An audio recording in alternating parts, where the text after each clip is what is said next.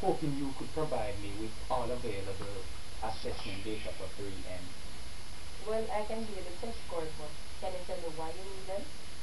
I need to check areas of strength and challenge that each student has. But aren't you supposed to stick to the bridge for curriculum?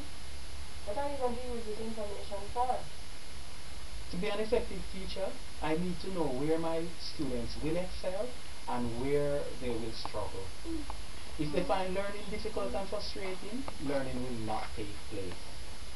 Eventually, they will become unmotivated and my efforts will prove futile. I believe that it is best to meet them where they are in literacy development and lead them to where they can be. But that sounds like extra work to me. Don't you think we have enough work as it is?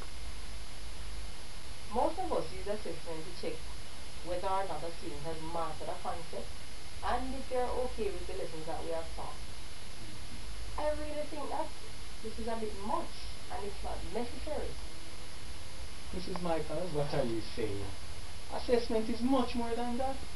It takes all the information that you can gather about students to help you determine what they are able to do and how well they are able to carry out learning tasks. That is the reason I'm asking you about the students' performance in grade 3. I am collecting information about them to help me understand their abilities and plan instruction. Not just that, it has to be ongoing and flexible. That means it has to be responsive to the needs of students. It is important that we use a variety of instruments to assess so that we can gather a clear, if not perfect picture of what our students can do. During assessment, the student should be also, should also be engaged in authentic, meaningful literacy tasks. Oh. So, Yes. can the multiple choice test that I did my students collect that information? And what is this systematic assessment? Okay, multiple choice tests, they do not give the opportunity to explore what students can do and how they are processing. As I indicated earlier, there are many ways to determine what our students know. My personal techniques are, say, observation of students' behavior as they complete learning tasks, collecting and analyzing writing samples, listening to students read while recording their miscues for analysis. Yes. Engaging in desk-side conferencing, or conferences rather, with students. Having them engage in retelling of stories.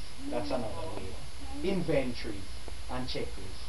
Those are great too. By using these assessment techniques, I'm able to collect information on a regular basis and plan lessons to suit my students' learning styles and literacy needs.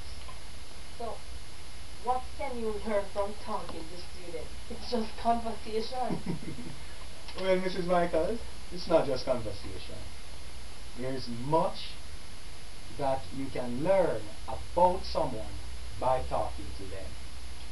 I learn about my students' interests so that I can motivate them.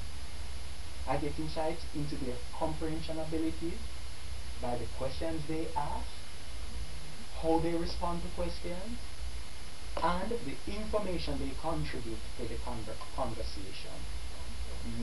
I also learn about their fears and expectations from school, my classes, and the wider society.